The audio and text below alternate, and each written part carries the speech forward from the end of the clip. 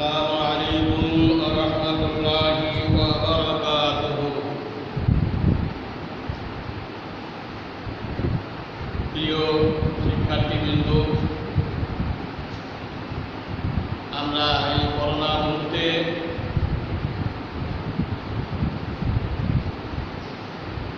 সরকার নির্ধারিত এবং সরকার ঘোষিত অনলাইনে ক্লাস নেওয়ার ঘোষণা অনুযায়ী আমরা দীর্ঘদিন ধরেই এই ক্লাস চালিয়ে যাচ্ছি। আমরা ইউটিউবের মাধ্যমে এবং শিক্ষা বোর্ডের মাধ্যমে এই ক্লাসগুলো চালিয়ে যাচ্ছি। আমার মনে হয় প্রিয় শিক্ষার্থীবৃন্দ এগুলো লক্ষ্য করছো এবং দেখছো এবং বইয়ের সাথে ঘরে বসেই সম্পর্ক তৈরি করছো। সেই উদ্দেশ্যে নিয়েই আজকে আমাদের একটি ক্লাস আয়োজন, অষ্টম শ্রেণীর ক্লাস।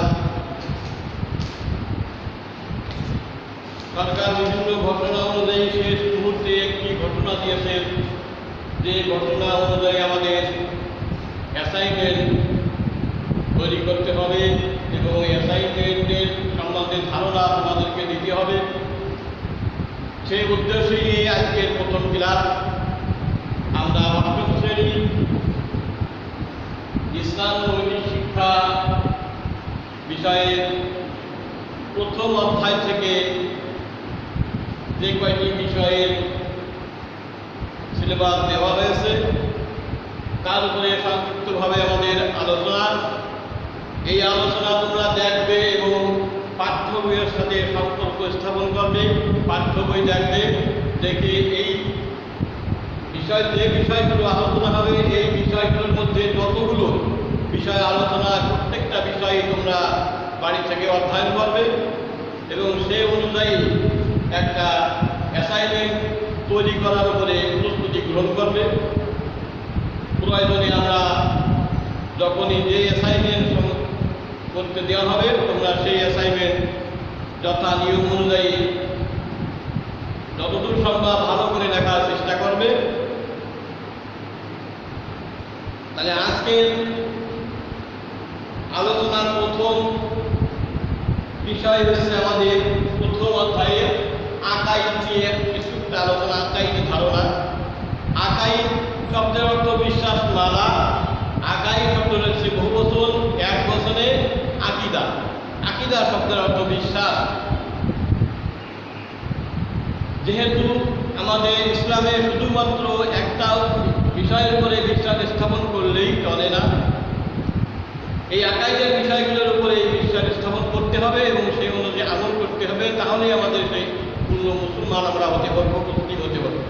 তা আকাইদের কয়েকটি বিষয় আছে, যে বিষয়গুলোর মধ্যে রয়েছে আল্লাহর উপরে বিশ্বাস, নবী, রাসূল, কিতাব, আখিরাত, জান্নাত, জাহান্নাম ইত্যাদি বিষয়গুলোর উপরে বিশ্বাস স্থাপন করা হচ্ছে আমাদের আকাইদ।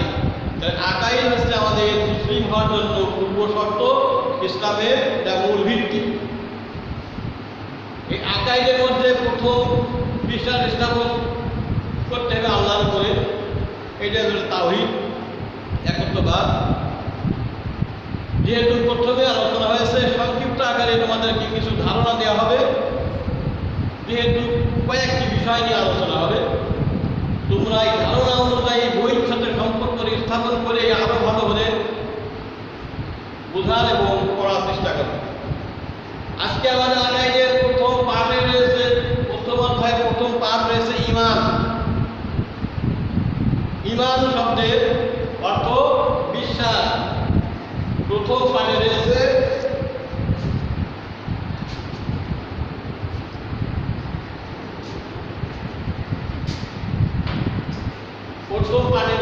ঈমান।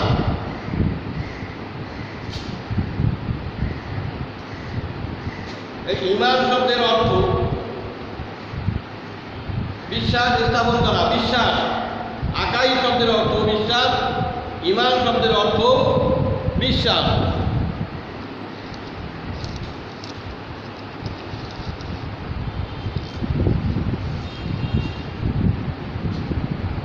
এই বিশ্বাস কয়েকটি বিষয়ের উপরে বিশ্বাস স্থাপন করতে হবে।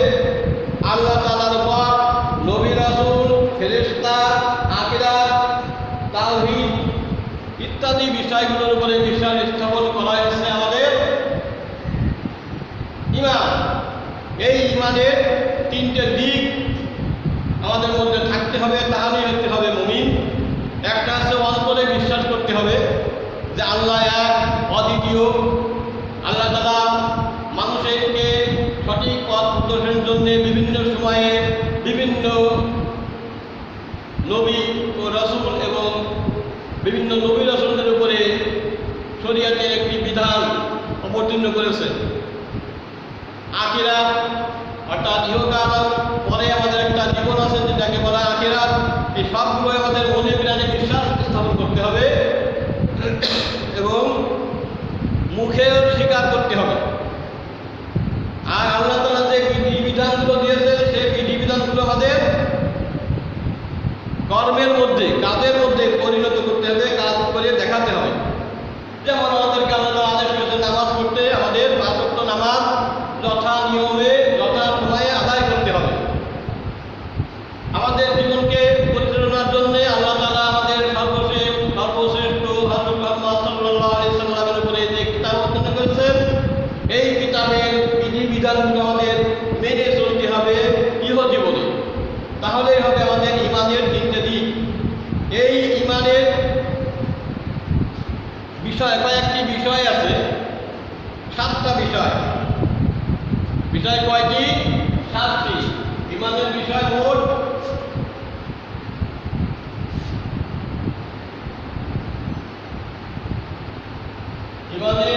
বিষয় 7টি। এই 7টির মধ্যে প্রথম 1 নম্বর হচ্ছে কি? আল্লাহর প্রতি বিশ্বাস।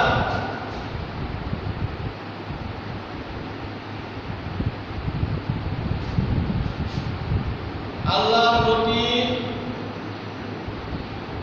বিশ্বাস। প্রথম নাম্বার আছে আল্লাহর প্রতি বিশ্বাস স্থাপন করা। বিশ্বাস এসে 1 নম্বর। 2 নম্বর দেখার আগে একটা কথা ঘোষণা করি, বলি তোমাদেরকে। তোমরা হয়তো ইমানে মুফাসসাল তোমাদের হয়তো মুখস্থ আছে। ইমানে মুফাসসাল আমানতু, আমি ঈমান আনলাম। সর্বপ্রথমে কি? আমানতু বিল্লাহ, অর্থাৎ আল্লাহর উপরে। তারপরে কি আছে? আমানতু বিল্লাহি ওয়া মালাইকাতিহি। তাহলে ওই 2 নম্বর কি? মালাইকাতি, মালাইকা মানে ফেরেশতা। ফেরেশতা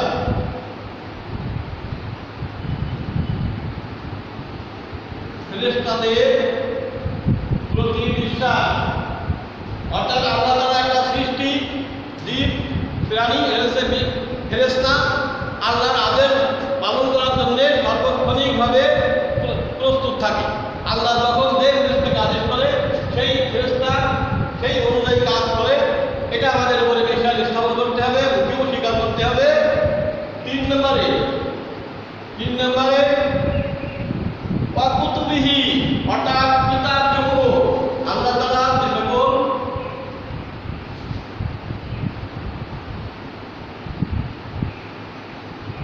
মানুষের হেদায়েতের জন্য আল্লাহ তাআলা নবী রাসূলদের উপরে যে সকল কিতাব অবতীর্ণ করেছেন, সেই কিতাব সমূহের প্রত্যেকটা কিতাবের উপরে আমাদের বিশ্বাস স্থাপন করতে হবে। যেহেতু আল্লাহ তাআলা সর্বশেষ বিধান হিসেবে আল্লাহ তাআলা আমাদের মহানবী সর্বশ্রেষ্ঠ হযরত মুহাম্মদ সাল্লাল্লাহু আলাইহি ওয়াসাল্লামকে অবতীর্ণ করেছেন, না সৃষ্টি করেছেন, এই পৃথিবীতে পাঠিয়েছেন। এই কিতাব, সেই কিতাব হচ্ছে কি? আল কোরআন। আমাদের আল্লাহ তাআলা নাযিলকৃত সমস্ত কিতাবের উপরে বিশ্বাস স্থাপন করতে হবে, মুখে স্বীকার করতে হবে। আর আমাদের আমল করতে হবে কি?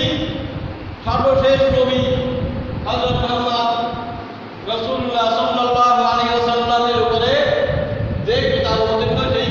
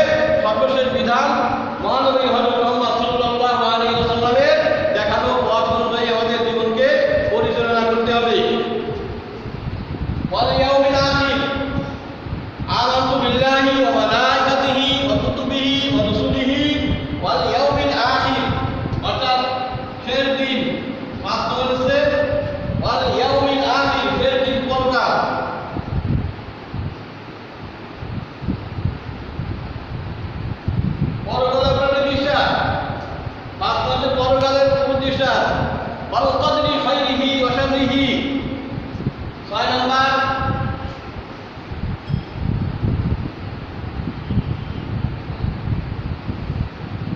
আমাদের 6 নম্বরের সাথে কি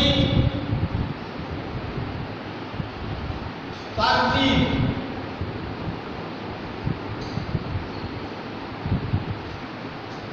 তাকদীরের প্রতি বিশ্বাস।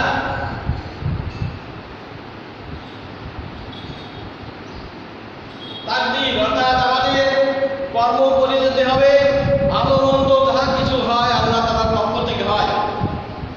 আল্লাহ মানুষকে ভালো দিয়েও পরীক্ষা করে থাকেন, আবার অনেক সময় বিপদের মধ্যে ফেলে মন্দের উপরেও আল্লাহ তাআলা মানুষকে পরীক্ষা করে থাকেন।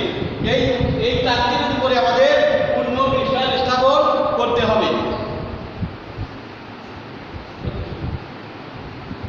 ওয়াল বাসি বাদাল মাউত, 7 নম্বরের কাছে ওয়াল বাসি বাদাল মাউত, অর্থাৎ মৃত্যু পরে পুনরায় আবার জীবিত হতে হবে।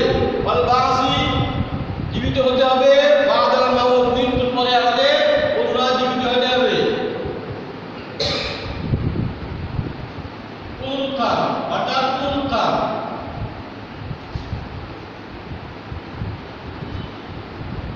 সর্বশেষ আমাদের হচ্ছে পুনরুত্থান অর্থাৎ আমাদের মৃত্যুর পরে পুনরায় যে জীবিত হতে হবে।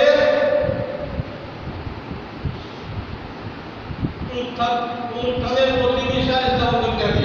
এই সেই মানে 7টা বিষয়। এই 7টা বিষয় আমাদের বিশ্বাস স্থাপন করতে হবে এবং এর মধ্যে যেটা যেটা আমলের বিষয় আমাদের সেগুলো আমলও করতে হবে। তাহলে হবে আমাদের পূর্ণ ঈমান হতে হবে, ইমানদার হতে পারবো এবং মুমিন হতে পারবো। আল্লাহর নিকটে পরকালে হিসাব নিকাশের সময় আমরা মুক্তি পেয়ে যাবো এবং আমাদের স্থান হবে জান্নাত। আর যদি আমরা এই কয়েকটি উপরে বিশ্বাস স্থাপন না করি, আমাদের আমলে কাজে পরিণত না করি, তাহলে আমাদের পরকালে হবে কঠিন শাস্তির স্থান কি জাহান্নাম। তাহলে আমাদের কি করণীয় থাকবে? এই ঈমানের প্রতিটি বিষয়ের উপর বিশ্বাস স্থাপন করতে হবে এবং স্মরণ রাখতে হবে, মুখেও প্রকাশ করতে হবে। আর এর ভিতরে যেগুলো যেমন তাকদীর, আমাদের আল্লাহ তাআলা যে বিধান দিয়েছেন সেই বিধান অনুযায়ী আমাদের কাজ করে যেতে হবে। ভালো মন্দ এটা দেবেন আল্লাহ তাআলা। আল্লাহ যাকে ইচ্ছা কল্যাণ দান করেন, যাকে ইচ্ছা অকল্যাণ দান করেন। এরা আমাদের নিয়াতের উপরে নির্ভর করবে। আর আমাদের বিশ্বাস করতে হবে আমাদেরকে আল্লাহ তাআলা পরীক্ষা করে থাকেন। এই দুনিয়ার জীবনে পরীক্ষার স্থান আর দুনিয়া মাযরাতুল আখিরা, দুনিয়া হচ্ছে আখিরাতের শস্যক্ষেত্র। যে যেরকম ফসল করবে সে যেরকম ফসল পাবে, ঠিক অনুরূপভাবে আমরা যেভাবে আমল করব সেইভাবে আমাদের আখিরাতের প্রতিদান আল্লাহ তাআলা আমাদের উপরে দিবেন। তাহলে আমাদের ঈমানের বিষয়ে সংক্ষিপ্ত আলোচনা তোমরা পাঠ্যবই থেকে আরো বিস্তারিত আলোচনা করে নেবে। এরপরে আকাইদের দ্বিতীয় পাঠে আছে নিফাক। নিফাক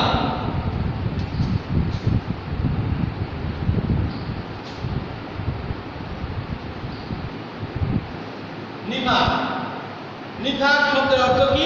কপটতা, ভণ্ডামি করা। মুখে বললাম এক আর কাজে দেখালাম আর এক, এগুলো তো ভণ্ডামি। নিফাক নিফাকি কাজ যারা করবে তারাই হবে কি? মুনাফিক, দ্বিমুখী ভাব পোষণ করে। একজন মুসলমানের সাথেও বলবে আমি ঈমান আনি, নামাজ পড়ি, ইসলামের বিধিবিধান মেনে চলি, আবার অন্য ধর্মের লোকের উপরেও তাদের সাথে ঠিক তাদের ধর্মের অনুযায়ী কথা বলবে আমরা সর্বদা তোমাদের সাথেই আছি, আমরা তোমাদের সব কিছুই মেনে মানি।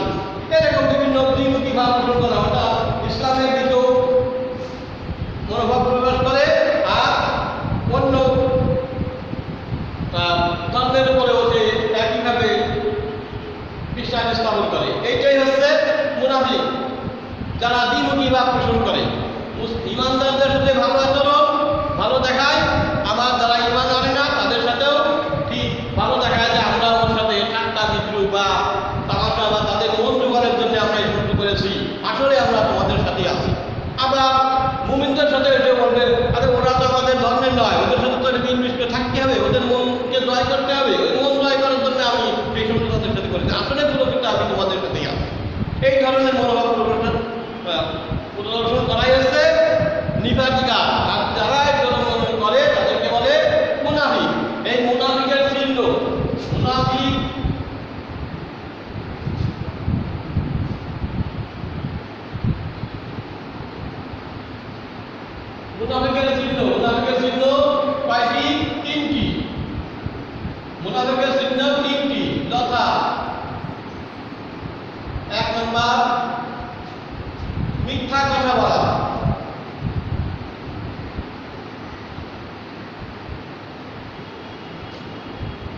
মিথ্যা বলা। 2 নম্বর,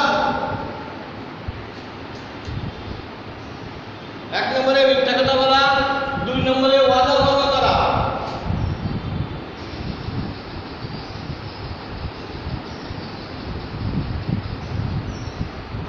3 নম্বরে আমানতের খেয়ানত করা।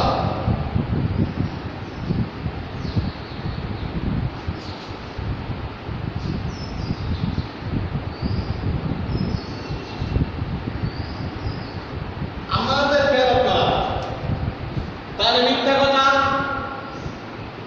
বলা যাবে না, ওয়াদা ভঙ্গ করা যাবে না। কারোর সাথে কোনো কথা দিলে, ওয়াদা দিলে সেই ওয়াদা অনুযায়ী আপনার চেষ্টা করতে হবে ওয়াদা রক্ষা করার জন্য। ওয়াদা ভঙ্গ করলে আমাদের মুনাফিকের পর্যায়ে আমরা পড়ে যাব। আর একটা আছে আমানতের খেয়ানত করা। আমানত অর্থাৎ গচ্ছিত সম্পদ। আমার কাছে যদি কেউ কোনো অর্থ বা যে কোনো বস্তুই হোক না কেন, একটা কলম যদি দিয়ে থাকে আমানত হিসেবে, এটি রক্ষা করো, তাকে দাও, আমি যখন চাবো তখন দেবে, ঠিক আমাদের সেইভাবে রাখতে হবে। যখন চাবে তখন তাকে সেটা পরিশোধ করতে হবে, তাহলে হবে আমানত রক্ষা করা। আর যদি সেটাকে নষ্ট করে ফেলি, হয়তো আমাকে আমার নিকট বা তোমার নিকট 5,000 টাকা কেউ দিল, এই 5,000 টাকা আমি খরচ করে ফেললাম, যখন ওই ব্যক্তি চাইতে আসে তখন তার ভাঙা শুরু করি। এখন না তখন, তখন না তখন, আমি খরচ করেছি, আমি এই কাজে দেখাইছি, আমি অমুককে দিচ্ছি, এই ধরনের কথা বলে তার ভাঙা করা সৃষ্টি করা হয়েছে আমাদের খেয়ানত। তাহলে আমাদের খেয়ানত করা যাবে না, তাহলে ওদের মুনাফিকের মধ্যে আমরা করে দেব। তাহলে মুনাফিকের পরিণতি হচ্ছে কি, কুফর হচ্ছে কি, মুনাফিককে কেউ বিশ্বাস করে না। এরা পরকালে জাহান্নামে শাস্তি ভোগ করতে হবে। তাহলে আমরা মুনাফিকের লক্ষণগুলো থেকে নিজেদেরকে রক্ষা করার চেষ্টা করব। তাহলে আমরা এই মুনাফিকের যে শাস্তি, এই শাস্তির থেকে আমরা আল্লাহর দরবারে মুক্তি পেয়ে যাব। এরপরে আরেকটা অংশ আছে আমাদের 3য় পাঠে, আল আসমাউল হুসনা। আল আসমাউল হুসনা, আসমা শব্দ অর্থ নাম সমূহ। এর 1 বছরে ইসমুন, ইসমুন শব্দের অর্থ নাম। আর আল আসমা হুসনা, আল আসমাউল নাম সমূহ। হুসনা শব্দের অর্থ সুন্দরতম। অর্থাৎ আরবি ভাষা নিয়ম আছে, একটি সিফাত মৌসুফের বহুবচন হলে দুটোই বহুবচন হবে। এই জন্য হুসনা শব্দটা বহুবচন ব্যবহার হয়েছে। হুসনা শব্দের 1 বছর হাসানুন অর্থাৎ সুন্দর, সুন্দরের বহুবচন হুসনা। হাসানুন শব্দের অর্থ সুন্দর। তাই আসমাউল হুসনা সুন্দরতম নাম সমূহ। তাহলে আমাদের সুন্দরতম নাম সমূহ হলেই কি আমাদের আসমাউল হুসনার মধ্যে হবে নাকি, এটা আমাদের জানার বিষয়। এই আসমাউল হুসনা হচ্ছে আল্লাহ তাআলা, আল্লাহ নাম ছাড়াও আরো অনেক গুণবাচক নাম রয়েছে, সুন্দর সুন্দর গুণবাচক নাম রয়েছে, যে নাম সমূহকে একত্রে বলা হয় আর আসমাউল হুসনা। যেমন আল্লাহর একটা নাম আছে খালিকুন, অর্থাৎ সৃষ্টিকর্তা।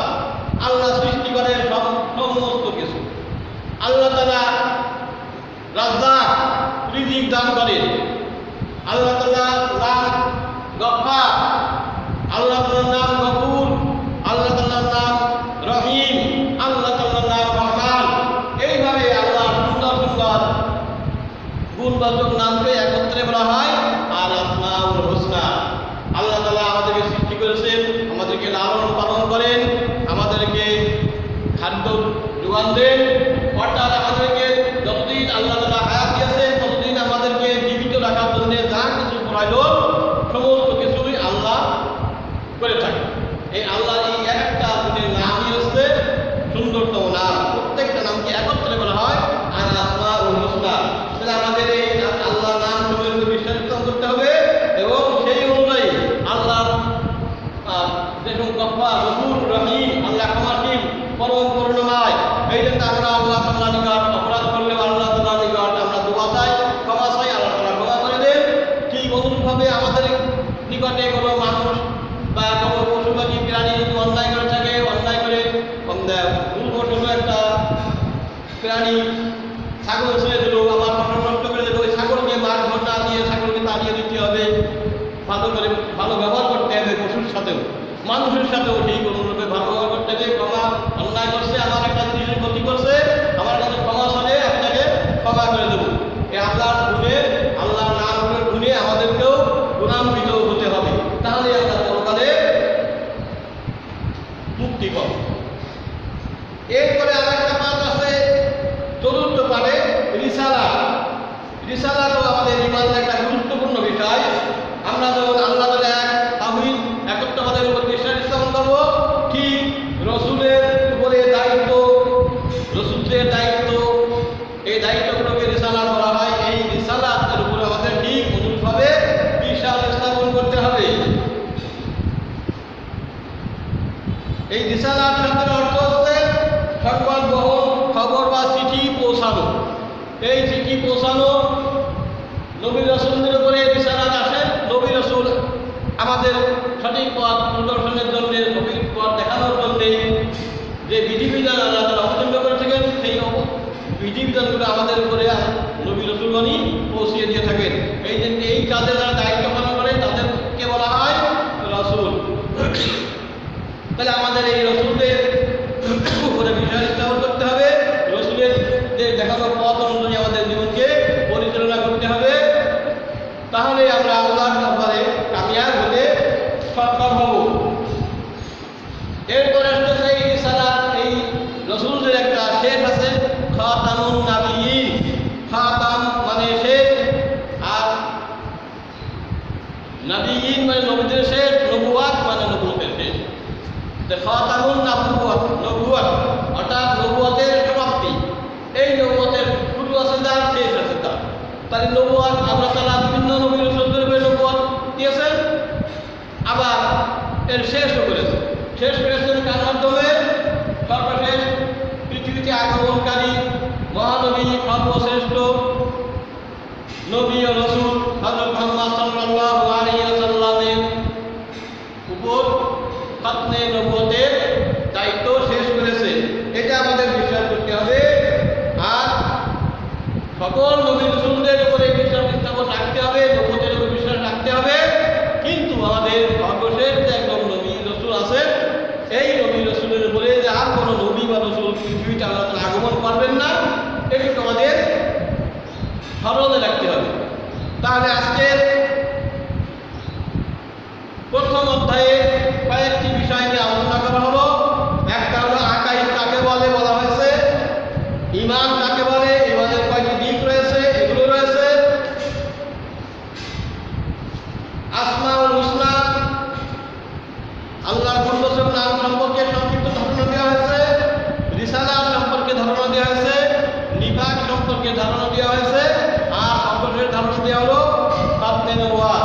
তাহলে আমাদের এই কয়টা প্রথম অধ্যায়ে যে কয়টা বিষয়ে তোমাদের সামনে আলোচনা করা হলো, এই বিষয়গুলোর উপরে তোমাদের একটা অ্যাসাইনমেন্ট তৈরি করতে হবে। মানে বাড়ির কাজ থাকবে, বাড়ির কাজ।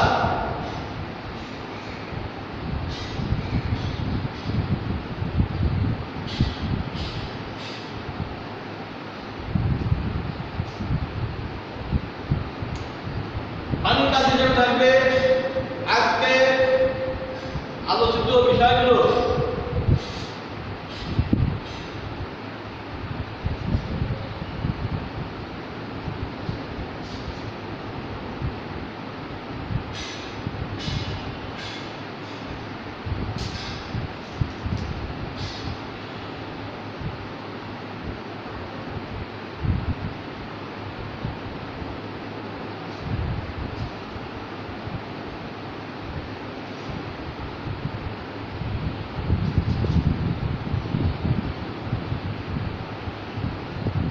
আজকের আলোচিত বিষয়গুলোর উপর একটি